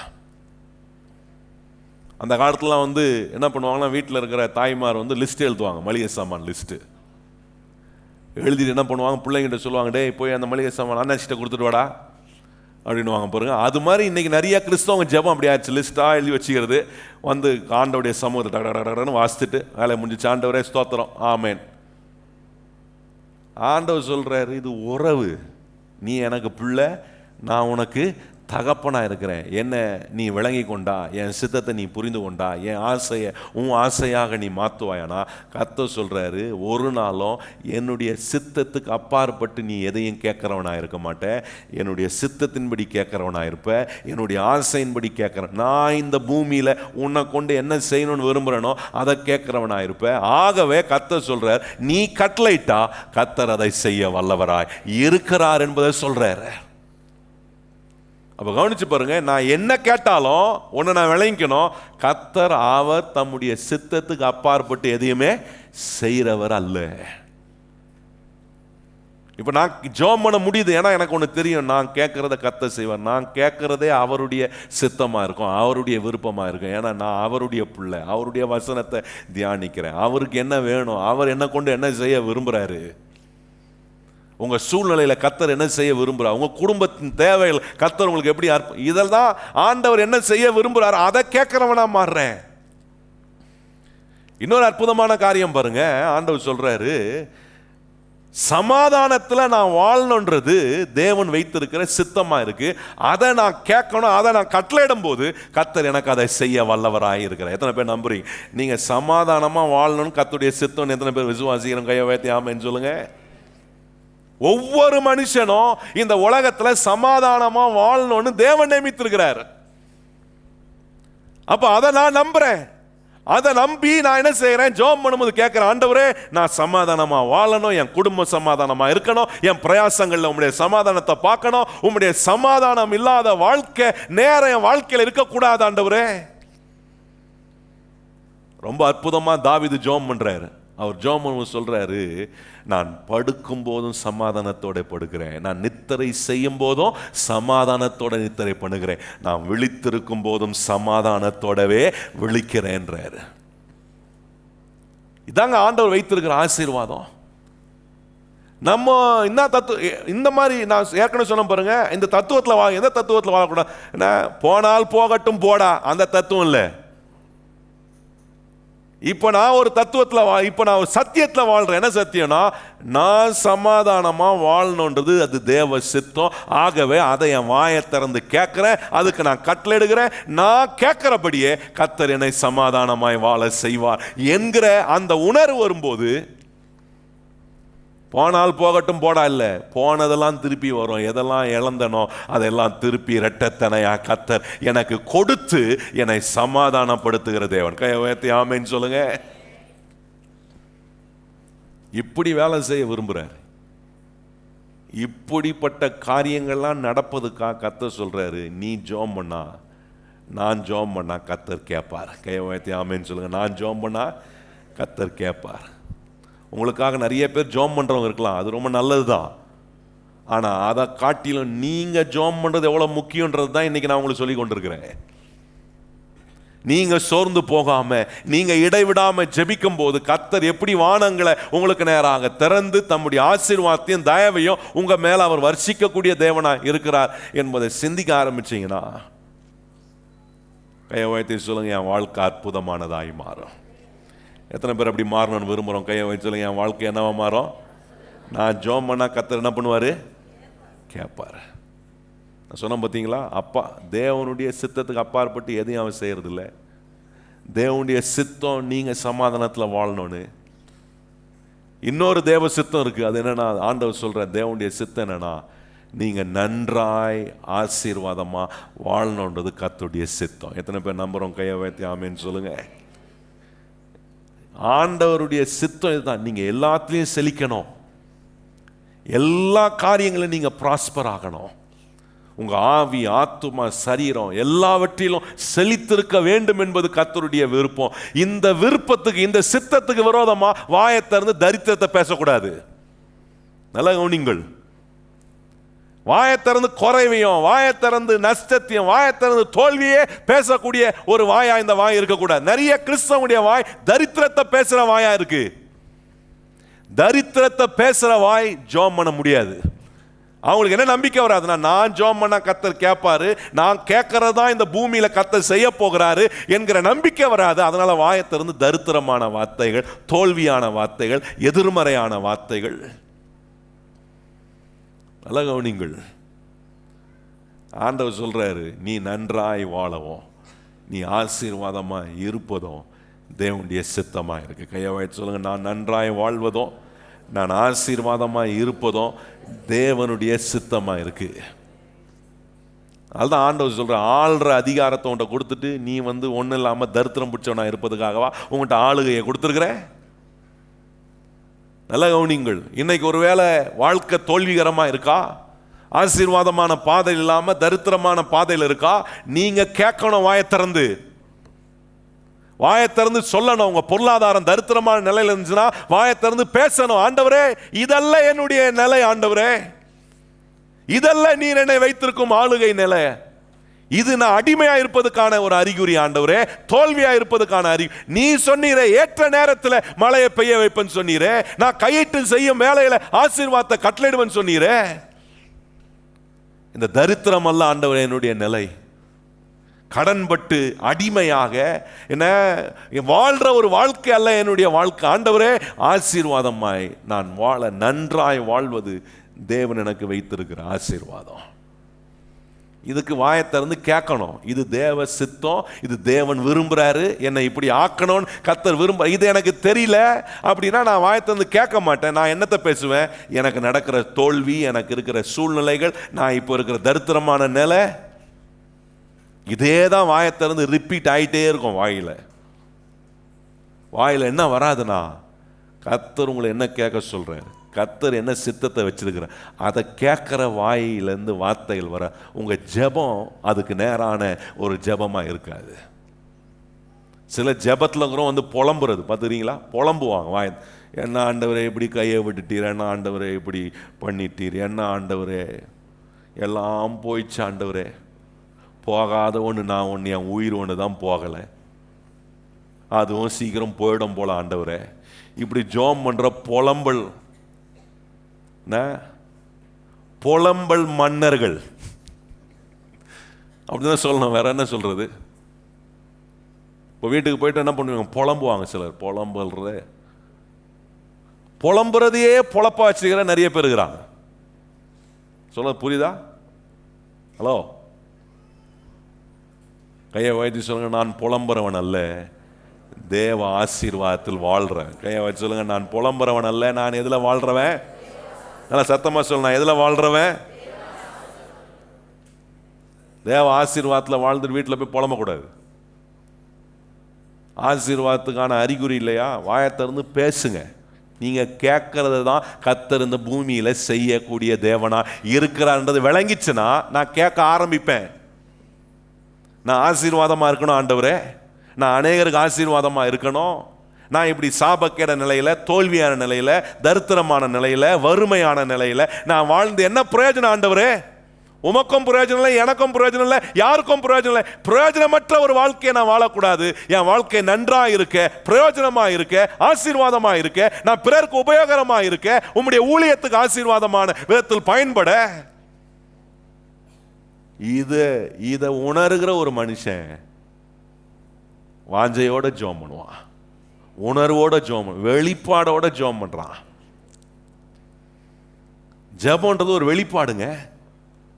கர்த்தர் உங்களை என்ன வாக்க முடியும், என்ன வாக்க விரும்புறார், அவருடைய சித்தம் என்ன, இதெல்லாம் அறிந்து கொண்டு இதை உங்க வாயத்திறந்து உங்க வேலையிலையும், உங்க தொழிலையும், உங்களுடைய குடும்பத்திலும், உங்களுடைய தனிப்பட்ட வாழ்க்கையிலும், உங்க எதிர்காலத்துக்காக வாயத்திறந்து இப்படி ஜெபம் பண்றேனா? இல்ல சும்மா வந்து ஆண்டவர் சமூகத்தில் ஒரு லிஸ்ட்டை வச்சுட்டு போயிட்டேனா? ஆண்டவர் சொல்ற, உன் லிஸ்ட்டை வைக்கிறது முக்கியம் இல்லை, உன் உள்ளத்துக்குள்ள, உன்னுடைய மனதுக்குள்ள, இருதயத்துக்குள்ள என்ன மாதிரி வெளிப்பாடு ஆண்டவரை குறித்து, ஆண்டவருடைய வார்த்தையை குறித்து, ஆண்டவருடைய வாக்குத்தத்தத்தை குறித்து, ஆண்டவருடைய சித்தத்தை குறித்த வெளிப்பாடும் வெளிச்சம் என்ன மாதிரி இருக்கு, அதன் அடிப்படையில் கர்த்தர் காரியங்கள் எல்லாம் நமக்கு மாத்துகிறார். ஏன் ஜெபிக்காம இருக்கிறாங்க ஜனங்க அப்படின்னா குழப்பம். நான் கேட்கறத கர்த்தர் கொடுப்பாரா? நான் அவரை கட்டளையிட முடியுமா? தான் காட்டினேன் இன்னைக்கு 3 காரியம். ஆண்டவர் அவருடைய சித்தத்துக்கு அப்பாற்பட்ட எதையும் அவர் செய்கிறவர் அல்ல. நான் சமாதானத்தோட வாழணுன்றது அவருடைய சித்தம். நான் நன்றாக இருக்கணும், ஆசீர்வாதமாக இருக்கணும், அது அவருடைய சித்தம். நீங்க கவனிச்சு பாருங்க, நிறைய பேர் ஜெபிக்கிறத ஒரு கஷ்டமான வேலையை நினைக்கிறாங்க. பார்த்துருக்கீங்களா? காட்டின உங்களுக்கு ஏன் ஜனங்க ஜெபிக்க மாட்டாங்கன்னா குழப்படம், ஒரு குழப்படி இருக்கு, ஒரு கன்ஃபியூஷன் இருக்கு. என்னன்னா, நான் கேட்டா கர்த்தர் செய்வாரா? இன்னொரு வகையான மக்கள் எப்படின்னா, ஜெபிப்பதே ஒரு கஷ்டமான வேலையை நினைக்கிறேன். ஏன் அவங்க ஜெபிப்பது கஷ்டமான வேலையா மாறுதுன்னா, இப்ப நல்லா விளங்கணும், இவங்க ஒன்று நினைச்சிட்டாங்க மனசுல, இவங்க நினைச்சது நடக்கணும்னு இருக்கிறாங்க. இப்போ ஆண்டவர் நினைக்கிறது வேற ஒண்ணா இருக்கு. நல்ல கவனி நான் சொல்றத. நான் உன்னை நினைக்கிறேன், அது நடக்கணும் நான் நினைக்கிறேன், ஆனா ஆண்டவர் நினைக்கிறது வேற. இப்ப நான் என்ன செய்ய வேண்டியதா இருக்குன்னா, அவர் மனசை மாத்தணுமே, அவர் இருதயத்தை மாத்தணும். நான் இப்போ என்ன பண்ண வேண்டியதா இருக்குன்னா, ஆண்டவர்கிட்ட போய் கெஞ்ச வேண்டியதா இருக்கு, அவர்கிட்ட நான் ப்ளீட் பண்ண வேண்டியதா இருக்கு. அதனால நான் இப்போ எனக்கு ஜெபிக்கிறது எப்படிப்பட்ட ஒண்ணா ஆயிடுச்சுன்னா, கஷ்டமான வேலையா மாறிடுச்சு. இப்ப நான் ஆண்டவரை எப்படியாவது அவரை முறுக்கி கிறுக்கின்னு, ஆண்டவர் சொல்ற முறுக்கி கிறுக்கிலாம் என்கிட்ட வேலைக்கு ஆகாது. கர்த்தர் சொல்ற நீ தான் முறுங்கி போவ. கர்த்தர் ஒருபோதும் அவரை நம்ம என்ன பண்ண முடியாது, முறுக்கி கிறுக்கி திருப்பி ஆண்டவரை ஆண்டவர் சொல்ல இல்லை, நான் கர்த்தர், நான் என்ன பண்ணுவதில்லை, மாறுவதில்லை. நீ தான் மாறணும், நீ விளைக்கணும். நான் உன்னை கொண்டு என்ன செய்ய விரும்புகிறேன், உன்னை கொண்டு நான் எப்படி ஆசீர்வாதமாக வைக்க விரும்புகிறேன். நீ சமாதானமாக வாழ்வது என்னுடைய சித்தம். என் விருப்பத்தை நீ இந்த பூமியில் செய்ய வேண்டும், அதுக்கு நீ உன்னை கட்டளையிடும்படி வச்சிருக்கிற. இப்படி தேவன் என்ன விரும்புகிறாரு என்பதை அறிஞ்சு நான் வேலை செய்ய ஆரம்பிக்கும் போது ஜெபிக்கிறது எனக்கு ஒரு கஷ்டமான வேலையாகவே இருக்காது. ஆனால் இன்னைக்கு ஜெபிக்கிறது கஷ்டமான வேலையாக இருக்குன்னா, ஏன்னா நான் ஒன்று நினைக்கிறேன், அது நடக்கணும்னு நான் எதிர்பார்க்குறேன், ஆனால் ஆண்டவர் வேற ஒன்று நினைக்கிறாரு. நான் என்ன செய்ய வேண்டியதாக இருக்குன்னா, இப்போ போய் ஆண்டவர்கிட்ட கெஞ்சி நான் அப்படியே அவரை பெக் பண்ண வேண்டியதாக இருக்கு. ஆண்டவரே, தயவுசெய்து ஆண்டவரே, ப்ளீஸ் ஆண்டவரே, இந்த ஒரு விஷயம் ஆண்டவர். ஆண்டவர் சொல்றாரு, இல்லை மகனே, இல்ல ஆண்டவரே, இந்த ஒரு விஷயம். ஆண்டவர் சொல்ற, இல்ல நீ இந்த ஒரு வாட்டி மனம் திரும்பி பாரு, உன்னை நான் ஆசீர்வதிக்கிறேன்ற. இல்ல ஆண்டவரே, நான் அப்புறம் மனம் திரும்புறான். ஆனா இல்ல, நீ ஒரு வாட்டி. ஆண்டவர் நீங்க என்ன சொன்னாலும் அவர் சொன்னதே தான் மறுபடியும் சொல்லுவாரு. ஏன்னா அவர் நேற்றும் இன்றும் என்றும் மாறாத தேவனா இருக்கிறார். நான் தான் மாறணும். கை வைத்து சொல்லுங்க, நான் தான் என்ன பண்ணணும்? என் புத்தி மாறணும், என் பேச்சு மாறணும், என் செய்கை மாறணும், எல்லாம் மாறணும். எனக்கு எதுவுமே மாற வேண்டாம்னு சொல்ற ஆளு அப்படி புண்ணியவான் யாரா இருக்கிறீங்களா? புண்ணியவானுக்கு இந்த இடம் கிடையாது, மாறுறதுக்கான இடம் தான் இது. கர்த்தர் நம்மளை மாத்துகிறவர். கையை வைத்து சொல்லுங்க, கர்த்தர் நம்மளை மாத்துகிறவர், மாற பண்ணுகிறவர். கவனிச்சு பாருங்க. ஏன் ஜெபம் ஒரு குழப்பமா இருக்குன்னா, நிறைய பேருக்கு சந்தேகம், நான் கேட்கறத கொடுப்பாரா?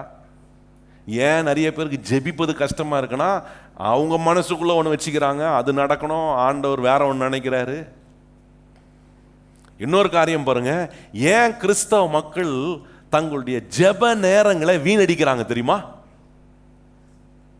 ஏன் வீணடிக்கிறாங்கன்னா, அவங்களுக்கு என்ன விளங்கலன்னா, தேவனோடு ஒன்றிணைந்து வேலை செய்கிறது தான் அந்த ஜெபம் என்பது அவங்களுக்கு விளங்கி கொள்ளல. Prayer is nothing but you are partnering with God. பார்ட்னர்ஷிப்னா என்னங்க? அவர் விரும்புகிறத, அவருடைய சித்தத்தை என் வாழ்க்கையில் நிறைவேற்ற வேலை செய்யறோம் பாருங்க இந்த பூமியில, அதான் ஜெபம். இது எனக்கு விளங்கிச்சுன்னா, ஏன் நேரம் கர்த்தரோட செலவு பண்ற அந்த ஜெப நேரம் ஒரு நிமிஷம் கூட வேஸ்ட் ஆகாது. நான் ஆண்டவருடைய வேலையை செய்ய இந்த பூமியில் இருக்கிறேன், அவருடைய ஆசையை நிறைவேற்றதான் நான் இங்கே இருக்கிறேன் அப்படின்னு விளங்கிட்டேன்னா, நான் என் ஜெபத்தில் தேவனோடு பேசுகிற நேரம் ஒரு வீணான நேரமாக இருக்காது. நான் ஒரு 5 நிமிஷம் ஆண்டவர் பாத்தில் உட்காந்தா, ஒரு மணி நேரம் ஆண்டவருடைய பாத்தில் உட்காந்து, எனக்கு தெரியும் நான் தேவனோடு நிற்கிறேன், தேவன் என்னோட நிற்கிறாரு, தேவனோட நான் பங்களிக்கக்கூடிய ஒரு பங்காளனாக இருக்கிறேன். I am a partner with God. God is my partner. I am a partner with God. எப்படிப்பட்ட பார்ட்னர்ஷிப்? அவர் பூமியில் எதை செய்யணும்னு விரும்புகிறாரோ அதை முழுமையான விதத்தில் செய்ய அவருடைய மனுஷனா, அவருடைய மகனாய் மகளாய், அவர் சித்தத்தை, அவர் விருப்பத்தை நிறைவேற்றக்கூடிய ஒரு மனுஷனாக இருக்கிறேன். தேவ மனுஷன் சொன்னாரு, ஜெபம் என்பது தேவனுடைய சித்தத்துக்கு ஏதுவாய் நம்மளை ஆயத்தப்படுத்துவது தான் ஜெபமா. Prayer is a place where God prepares each one of you for His will. அவருடைய சித்தத்துக்காக உங்களை உருவாக்கி ஆயத்தப்படுத்துவது தான் ஜெபம் பாரு. அதனால ஜெபம் நேரம் என் வாழ்க்கையில வீணாகாது. நிறைய கிறிஸ்தவங்க ஜெப நேரத்தை வீணடிக்கிறோம். காரணம், we don't understand that God is preparing you for His will. அவருடைய சித்தத்துக்காக உங்களை கர்த்தர் ஆயத்தம் பண்ணுகிற இடம் தெரியல. ஒரு அற்புதமான உதாரணங்களை சொல்லலாம் பாருங்க. இதுக்கு தேவ சித்தம் எப்படின்னா, இந்த ரயில்வே ட்ராக்ல இந்த தண்டவாளம் ட்ராக் மாதிரி. அந்த தண்டவாளம் இல்லைன்னா ட்ரெயின் எவ்வளோ விசேஷமா இருந்தாலும் போகாது, ஓடாது. ட்ரெயின் கிட்ட நிறைய ட்ரெயினுடைய கெப்பாசிட்டி ரொம்ப பெருசாக இருக்கலாம், அது என்ஜினுடைய ஹார்ஸ் பவர் ரொம்ப பெருசாக இருக்கலாம், எத்தனை டன்னை வேணாலும் இழுத்துட்டு போகக்கூடிய ஒன்றா இருக்கலாம், எவ்வளோ கிலோமீட்டர் வேணா கூட ஓடக்கூடிய ஒரு ட்ரெயினாக இருக்கலாம். ஆனால் அந்த ட்ரெயின் ஓடுறதுக்கு தண்டவாளம் தான் இருந்து என்ன பிரயோஜனம்? அந்த ட்ரெயின்.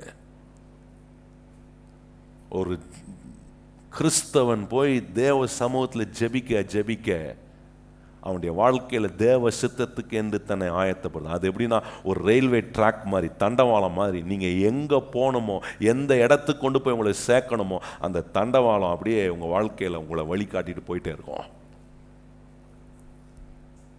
உங்கள் வாழ்க்கையில் சுகம் வேறணுமா? நீங்கள் அறிஞ்சு கொள்ளணும், சுகம் தேவனுடைய சித்தம். நீங்கள் ஆசீர்வாதமாக இருப்பது தேவனுடைய சித்தம், நீங்கள் வெற்றி அடைவது தேவனுடைய சித்தம், நீங்கள் உயர்வது இதுதான் ஒரு ரயில்வே தண்டவாளம் மாதிரி. நிறைய கிறிஸ்தவங்களுக்கு தண்டவாளம் இல்லை, ட்ரெயின் மட்டும் இது. ஹலோ, ட்ரெயின் எதில் போவோம்? தண்டவாளத்தில் தான் போவோம். ரயில்வே ட்ராக்கே இல்லாமல் ட்ரெயினை வச்சு என்ன பிரயோஜனம்? சிலர் டாய் ட்ரெயின் வாங்கி கொடுப்பாங்க, பார்த்துருக்கீங்களா? வீட்டில் பிள்ளைங்க கேட்பாங்கன்னு டாய் ட்ரெயின் வாங்கி கொடுப்பான். அவன் 2-3 நாள் ஓட்டுவான் அந்த ரயில்வே ட்ராக்கில். அது அவன் நினைக்கிற மாதிரி வேகமாக அது என்ன பண்ணுவான், அதில் தூக்கி போட்டு தரையில் ஓட்டுவான் பாருங்க. நிறைய கிறிஸ்தவங்க அப்படிதான், ஆண்டை வச்சு சித்தத்தை விட்டுட்டு தரையில் ஓட்டுறது. நம்ம பாட்டு நம்ம ஓடலாம், ஓட முடியாது. அங்கங்கே சிக்கிக்கிட்டு, இழுத்துக்கிட்டு, தேய்ச்சிக்கிட்டு, அப்புறம் முறுக்கிக்கிட்டு. ஒவ்வொரு நாளும் நீங்கள் ஜெபிக்க தேவன் உங்களை அவருடைய சித்தத்தை செய்ய ஆயத்தப்படுத்துகிற ஒரு வேலை நடக்குது. அதனால தான் ஆண்டவர் சொல்ற, சோர்ந்து போகாம இடைவிடாம என்ன பண்ணு, ஜெபம் பண்ண. கர்த்தர் சொல்ற, உனக்கு நேராக வானத்தின் பல கதவுகளை திறக்கிற வேலையை செய்யற. நீ என்ன கட்டளையிடுறியோ இந்த பூமியில அதை செய்யக்கூடிய தேவனாய் நான் உன் கூட இருக்கிறேன்.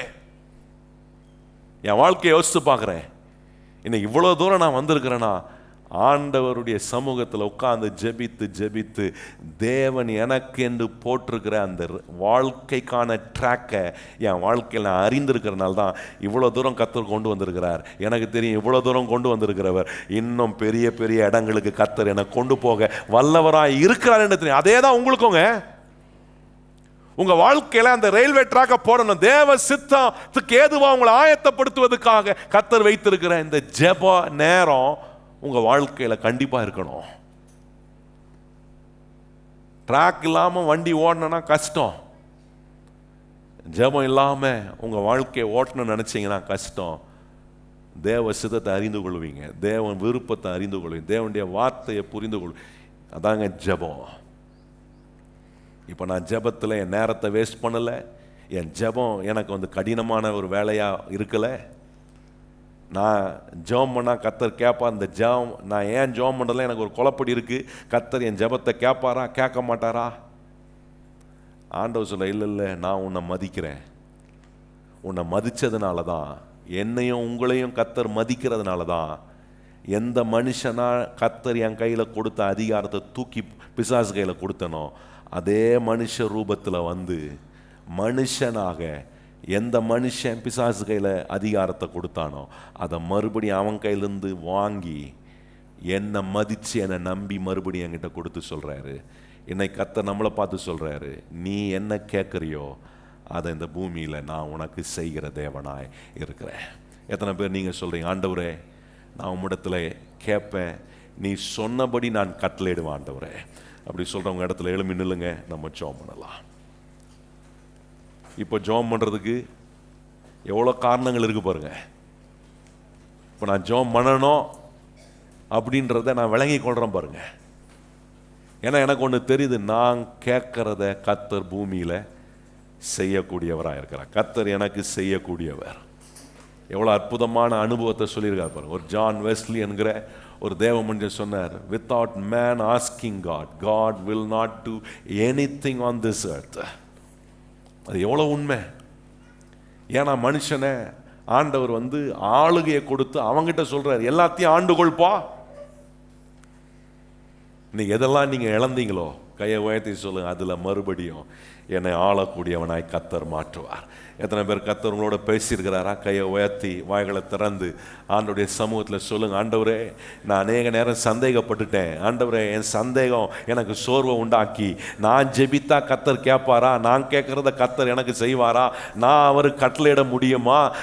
அநேக நேரம் அந்த ஜெபம் ரொம்ப கஷ்டமானது என்று நினைச்சு என் ஜெப நேரத்தெல்லாம் நான் வேஸ்ட் பண்ணியிருக்கிறேன். ஆண்டவரே இன்னைக்கு நீர் என்னோட பேசின இந்த சத்தியங்கள் எல்லாம் என்னை ஆண்டவரே நாளுக்கு நாள் ஆண்டவரே சோர்ந்து போகாம ஜெபிப்பதுக்கும் இடைவிடாம ஜெபிக்கவும் எங்களுக்கு நேராக நீர் வானத்தின் பல கதவுகளை திறந்து எங்களை ஆசீர்வதிப்பதற்கு நீர் வைத்திருக்கிற வழிகளை நாங்கள் புரிந்து கொண்டு உம்மிடத்தில் கேட்டு ஆண்டவரே நாங்கள் நீர் ஆண்டவரே விரும்புகிறதை கேட்கவும், நீர் விரும்புகிறதை நாங்கள் கட்டளையிடுவோம். உம்முடைய சித்தத்தின்படி நாங்கள் கேட்கவும், உம்முடைய சித்தத்தின்படி நாங்கள் கட்டளையிடும் போது ஆண்டவரே பூமியில நாங்கள் எதை கேட்கிறோமோ அதை நீர் எங்களுக்கு அப்படியே 100க்கு 100 செய்யக்கூடிய தேவனாய் இருக்கிறதுக்காக கரந்தட்டி கர்த்தருக்கு நன்றி சொல்வோம். ஆண்டவரே நாங்க கேட்கிறபடியே நீர் எங்களுக்கு செய்கிற தேவனாய் இருக்கிறதுக்காக ஸ்தோத்திரம்.